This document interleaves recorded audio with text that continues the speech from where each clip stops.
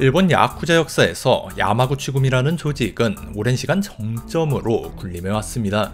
항구 도시 고베에서 시작해 일본 전역으로 뻗어나간 거대한 범죄 제국. 그들의 역사에는 수많은 경쟁 조직의 이름이 패배자로 기록되어 있죠. 하지만 그 수많은 이름 중 야마구치구미를 가장 오랫동안 가장 격렬하게 위협했던 단 하나의 라이벌이 있었습니다.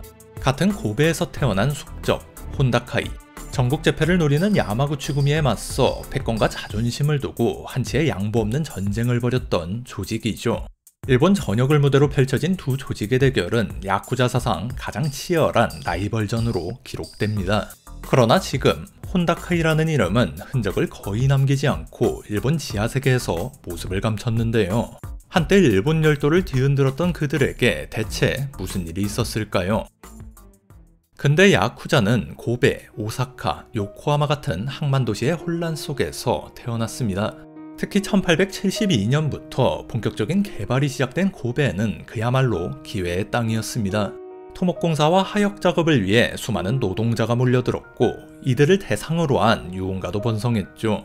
자연스레 노동자 공급업체가 생겨났고 이들 사이의 인부 빼가기, 일감쟁탈, 영역 다툼은 일상이었습니다. 폭력이 곧 질서이던 시대, 이 혼돈의 정점에는 오시마 히데요시라는 인물과 그의 조직 오시마구미가 있었습니다. 오시마구미의 그늘 아래 훗날 일본 야쿠자 세계를 양분할 두 씨앗이 성장하고 있었는데요. 야마구치구미를 세우는 야마구치 하루키치, 그리고 그들의 영원한 숙적이 될 혼다카이의 혼다 니스케였습니다. 특히 혼다 니스케는 오시마구미의 사천왕 중 한 명으로 불리며 일찍부터 두각을 나타냈습니다. 적대 조직과 벌인 분쟁으로 4번이나 수감된 전력은 폭력단 사회에서 훈장과도 같았죠. 모두가 그를 오시마구미의 유력한 후계자로 점쳤습니다. 하지만 1938년 홍수가 덮친 고베에 하천 복구 작업을 맡은 혼다 니스케는 공사를 성공적으로 이끌며 시민들의 큰 지지를 얻었고 이를 계기로 수많은 조직원을 끌어모아 본가인 오시마구미를 넘어서는 세력을 구축했습니다. 결국 1940년 독립을 선언하며 자신만의 길을 걷기 시작하죠. 혼다구미의 탄생이었습니다. 2차 세계대전 후 패망한 일본 사회는 극심한 혼란에 빠졌습니다. 공식 권력체계가 무너진 공백 속에 암시장이 번성했고 질서 유지와 보호를 명분으로 내세운 야쿠자 조직은 폭발적으로 성장할 기회를 맞이했죠. 이 혼돈의 시기 혼다카이는 건설, 항만노동, 유흥가를 장악하며 세력을 키웠습니다. 일본 거대 슈퍼마켓 체인 중 하나였던 다이에의 창업주 나카우치 이사오는 암시장에서 활동하던 당시를 회고하며 이렇게 증언했습니다. 혼다씨는 대단한 오야붕이셨지요. 배포가 남달랐습니다. 1950년 혼다카이로 이름을 바꾼 조직은 창고업, 건설업 등 합법사업을 운영하는 동시에 불법 도박과 보비징수로 부를 쌓아 올렸습니다. 대간부 수십 명과 조직원 수천 명을 거느리며 고베를 넘어 간사이 전역으로 세력을 뻗쳤고 경찰이 7대 광역폭력단 중 하나로 지정해 특별 관리할 만큼 강력한 영향력을 자랑했죠. 바로 그 무렵 야마구치구미 역시 3대 조장 다오카 카즈오의 지휘 아래 무섭게 성장하고 있었습니다. 고베의 또 다른 조직 타니자키구미를 무너뜨린 다오카는 끝없는 확장을 추구하며 전국 재패를 공공연히 외쳤습니다. 같은 지역에서 밖으로 뻗어나가길 원하는 혼다카이와 야마구치구미, 두 거대 조직의 충돌은 피할 수 없는 운명이었죠. 혼다카이 회장 혼다 니스케와 야마구치구미 3대 조장 다오카 카즈오의 관계는 매우 복잡했습니다. 1940년대 말까지 두 조직은 명목상으로 남아 동맹관계였고 두 오야붕은 의형제를 맺은 사이였죠. 하지만 운명은 이들을 가장 치열한 라이벌로 만들었습니다. 당시 그들 세계에서 혼다 니스케는 정이 많고 자신의 이익보다는 의리를 중시하는 구시대 협객으로 평가받았습니다. 부하가 살해당했을 때조차 확전을 막고자 보복을 원치 않는다며 상대를 용서할 만큼 관대했죠. 그는 존경받는 원로였지만 한편으론 냉철한 정치 계산에는 약한 인물로 여겨졌습니다. 그의 방식은 특정 지역에 기반을 둔 전통적인 지역 맹주의 역할에 머물렀습니다. 반면 다오카 카즈오는 냉철하고 계산이 빠른 야심가였습니다. 그는 야쿠자를 전통적인 폭력 집단이 아닌 합법사업체를 전면에 내세운 현대 범죄 기업으로 발전시키고자 했습니다. 그는 항만사업 같은 하드파워뿐만 아니라 고베 예능사를 설립해 당대 최고 스타들을 관리하고 프로레슬링 같은 대형 이벤트를 주관하며 대중 영향력이라는 소프트 파워까지 확보했습니다. 혼다 역시 몇몇 합법 사업을 기반으로 강력한 경제력을 갖춘 보스였지만 둘 사이엔 확연한 차이가 있었죠. 이는 곧 전략의 차이로 이어졌습니다. 두 조직의 대결은 단순한 영역 다툼을 넘어 야쿠자의 존재 방식을 둘러싼 구시대와 신시대의 이념전쟁이었습니다. 두 조직의 첫 대규모 충돌은 1956년 도쿠시마현에서 벌어진 고마스시마 전쟁이었습니다. 산하 조직 간 도박사업 다툼으로 시작된 이 분쟁은 이듬해까지 충돌과 화해를 거듭하며 여러 명의 사망자를 냈습니다. 이때 야마구치구미는 부두목 지미치 유키오의 지휘로 무려 115명의 무장조직원을 도쿠시마로 파견했습니다. 경찰의 개입으로 대규모 유혈 사태는 벌어지지 않았지만 야마구치구미의 목적은 단순한 싸움이 아니었습니다. 이는 소모전에서 자신들의 인력과 자금력을 뽐내고 전국구 전쟁 수행 능력을 과시하는 일종의 쇼였죠. 야쿠자 세계는 이들의 동원력에 큰 충격을 받았고 야마구치구미는 이 사건을 계기로 본격적인 전국 진출의 신호탄을 쏘아 올립니다. 1960년대 초 두 조직의 세력은 일본 야쿠자 세계의 정점에 있었습니다. 경찰 기록에 따르면 야마구치구미가 약 9,450명으로 전국 1위, 혼다카이가 약 4,090명으로 2위였습니다. 하지만 본거지인 효고현에서만큼은 혼다카이가 1823명으로 1359명의 야마구치구미를 앞서며 안방을 굳건히 지켰습니다.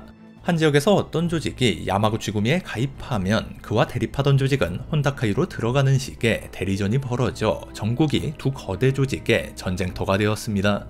그 정점은 1963년 벌어진 히로시마 대리전쟁이었습니다. 히로시마 패권을 다투던 우치코시 카이가 야마구치구미에 야마무라구미가 혼다카이 측에 붙으며 히로시마는 말 그대로 피바다가 되었습니다. 권총과 다이너마이트까지 동원된 이 잔혹한 전쟁으로 9명이 숨지고 수많은 부상자가 발생했으며 히로시마는 야쿠자 폭력의 온상이라는 오명을 썼습니다. 이 사건은 일본 야쿠자 영화의 걸작 인이 없는 전쟁의 직접적인 배경이 되기도 했죠. 계속되는 전쟁 국면에서 사업가 기질이 강한 혼다 니스케를 대신해 혼다카이를 이끈 인물이 2인자 히라타 카치이치였습니다. 혼다카이의 히라타인가 히라타의 혼다카이인가 라는 말이 돌 정도로 그의 존재감은 절대적이었죠. 보수적인 혼다와 달리 승부욕이 강했던 그는 야마구치구미에 대한 즉각적이고 공격적인 대응을 주도했습니다. 결국 1963년 7월 28일 혼다 니스케는 히라타에게 회장직을 물려주고 은퇴합니다. 이후 혼다 건설공업 사장으로 변신해 실업계에서 큰 성공을 거두죠. 고베 카바레 신세기에서 열린 2대 회장 취임식에는 중앙 및 지역 정치인과 재계 인사들이 여럿 참석했습니다. 특히 자민당 창당 멤버이자 중의원 을장을 지낸 거물 정치인 오노 반복후는 이런 연설까지 남겼습니다. 저는 의리와 인정으로 정치를 합니다. 정치에서 의리와 인정을 뺀다면 얼마나 공허할지는 여러분께서도 잘 알고 계실 것입니다. 인정, 의리, 임협은 일본의 전통이며 정치의 근본입니다. 키라노 니키치란 바로 혼다씨 같은 사람이었으리라 생각합니다. 이는 당시 혼다카이와 정치권의 진득한 유착관계를 보여주는 대목이죠. 화려한 취임식으로 야마구치구미의 힘을 과시한 히라타는 즉시 전 산하 조직의 전투 태세를 명령합니다. 와카야마, 후쿠이, 이시카와, 도야마, 기후, 오카야마, 에이메, 카가와 일본 각지에서 혼다카이와 야마구치구미의 조직원 수백 수천 명이 충돌하는 전면전이 시작되었습니다. 그러나 전쟁 양상은 야마구치구미에게 유리하게 흘러갔습니다. 다오카 카조우를 정점으로 강력한 중앙집권 체제를 갖춘 야마구치구미는 산하 조직을 일사불란하게 움직였습니다. 혼다카이 산하 군소 조직을 먼저 공격해 고립시키고 끊임없는 무력 충돌을 유발해 상대의 힘과 사기를 소진시키는 소모전을 완벽하게 수행했습니다. 다각화된 사업에서 나오는 막대한 자금력과 뛰어난 보급 능력은 이 전략의 버팀목이었죠. 혼다카이는 물러서지 않고 맞섰지만 시종일관 방어적 입장에 머물렀습니다.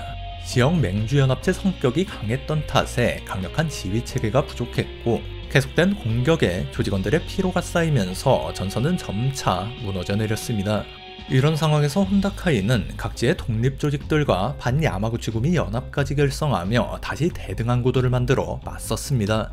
하지만 이들의 전쟁은 예상치 못한 암초를 만나게 되는데요. 1964년 도쿄 올림픽을 앞두고 일본 정부가 폭력단 척결에 칼을 빼든 것입니다. 제1차 정상작전이라 불리는 전국적인 야쿠자 단속이 시작되었습니다. 경찰은 야마구치구미와 혼다카이를 포함한 10개 광역폭력단을 특별 단속 대상으로 지정하고 각 조직 수뇌부를 체포, 핵심 자금원을 차단하는 등 야쿠자들의 숨통을 조여왔습니다. 혼다카이와 야마구치구미는 서로뿐 아니라 국가라는 더 거대한 적과도 싸워야 하는 양면전쟁 상황에 놓였습니다. 이 결정적인 순간 두 조직의 수장은 정반대의 선택을 합니다. 정부의 강력한 압박과 계속된 전쟁으로 지쳐가던 히라타 카츠이치가 급성 간염으로 쓰러지자 혼다카이는 1965년 4월 공식적으로 해산을 선언합니다. 물론 경찰의 압력을 피하려는 위장 해산이었지만 이는 5,000명이 넘는 거대 조직이 구심점을 잃고 흩어지는 치명적인 결과를 낳았습니다. 혼다카이 외에도 거의 모든 광역 야쿠자 조직이 해산하면서 반야마구치구미 연합 역시 그대로 붕괴해버렸죠. 하지만 야마구치구미의 다오카 카즈오는 역시 동일한 강도의 압박에 직면했음에도 해산하지 않고 버티는 길을 택했습니다. 그는 위장 해산을 주장하는 부두목 지미치 유키오마저 숙청하며 정면 돌파를 선택했습니다. 어설픈 위장 해산은 오히려 조직 통제력을 약화하고 경찰에 각계격파당할 빌미만 줄 뿐이라고 판단했죠. 그는 경찰의 공세가 일시적 파도에 불과하며 이를 견뎌내면 오히려 조직 위상이 더욱 공고해지리라 믿었습니다. 이 결정은 두 조직의 운명을 갈라놓았습니다. 단속에 굴하지 않은 야마구치구미의 위상은 하늘을 찔렀고 흩어진 혼다카이의 조직원마저 일부 흡수하며 오히려 세력을 키웠습니다. 해산 후 히라타 카츠이치가 이끄는 혼다카이 충성파는 우익단체 대일본 평화회를 결성하며 재기를 노립니다. 정치적 표현의 자유라는 명분 아래 활동하며 불법 활동을 감추려 한 생존 전략이었습니다. 히라타 카츠이치는 태평양전쟁 이전부터 우익 활동을 벌였던 인물이기도 했는데요. 미국 아이젠하워 행정부의 국무장관이었던 존 포스터 덜레스로부터 반공활동 공로로 감사장까지 받을 정도였죠. 야마구치구미와 경쟁은 끝나지 않았습니다. 1969년 나고야에서 두 조직은 다시 충돌했고 이 과정에서 대일본 평화의 조직원이 암살당합니다. 이때 살인사건으로 기소된 야마구치구미 조직원 중에는 훗날 6대 조장이 되는 츠카사 시노부와 그의 오른팔 다카야마 키요시가 있었습니다. 대일본 평화회의 마지막 저항이 미래 야쿠자 세계 지배자에게 첫 무공을 안겨준 셈입니다. 시대는 더 이상 그들의 편이 아니었습니다. 1973년 조직의 구심점이던 히라타 카츠이치가 사망하자 대일본 평화회는 급격히 흔들리기 시작합니다. 그의 아들 히라타 카츠요시가 2대 회장으로 조직을 이었지만 아버지의 통솔력을 따라가기엔 역부족이었죠. 1980년대 중반 조직원 수는 1200명 수준으로 쪼그라들었고 기울어가는 흐름을 되돌릴 수 없었습니다. 그리고 1992년 조직의 종말을 고하는 폭력단에 의한 부당한 행위의 방지 등에 관한 법률, 즉 폭력단 대책법이 시행됩니다. 이 법은 일정한 요건을 충족하는 폭력단체를 지정폭력단으로 지정하여 특별 관리하고 보호비 징수, 민사 개입 등 야쿠자 사업 자체를 구체적으로 열거해 금지하기 시작했습니다. 특히 조직원이 조직의 힘을 이용해 다른 사람에게 피해를 주면 조직의 대표가 그 손해를 배상해야 하는 사용자 책임 조항은 야쿠자의 활동을 크게 위축시켰죠. 냉전이 종식되면서 대일본 평화회가 내세운 반공 우익 활동이라는 명분도 희미해졌고 일본 정부는 과거의 비공식 파트너들을 체계적으로 무력화하기 시작했습니다. 1994년 대일본 평화회는 새로운 법에 따라 지정폭력단으로 공식 지정됩니다. 이는 이미 약해진 조직에게 사망 선고나 다름없었습니다. 조직 활동은 극도로 위축되었고 조직원들은 속수무책으로 이탈했습니다. 당시 부회장으로서 사실상 조직을 지탱하던 핵심 산하 조직 지세이카이의 회장 타케가타 츠요시가 1994년 12월에 사망하자 대일본 평화회는 와해 직전에 이릅니다. 지정폭력단 지정 직후 330명이던 조직원은 불과 3년 만에 겨우 30여 명만이 남게 되었죠. 반면 야마구치구미는 1980년대 내내 다오카 카즈오의 후계자 문제를 둘러싼 내전을 겪고도 세력을 키워 1990년대 2만 명을 웃도는 조직원 수를 유지했습니다. 전국 조직을 여러 개의 블록으로 나누고 각 블록에 책임자를 두는 방식으로 폭력단 대책법과 경찰의 감시를 완벽하진 않지만 효과적으로 분산시켜 살아남았죠. 이런 대처가 부족했던 대일본 평화에는 더는 조직을 유지할 수 없게 되자 회장 히라타 카츠요시가 병요양을 이유로 은퇴하고 1997년 4월 공식적으로 해산을 선언합니다. 지정폭력단 등록도 곧 만료되었습니다. 남은 산하 조직들은 뿔뿔이 흩어지거나 살 길을 찾아 숙명의 라이벌이었던 야마구치구미의 문을 두드려야 했습니다. 야쿠자사상 가장 장대한 라이벌 관계는 극적인 총격전이 아닌 차가운 법조항과 조용한 흡수합병으로 막을 내렸죠.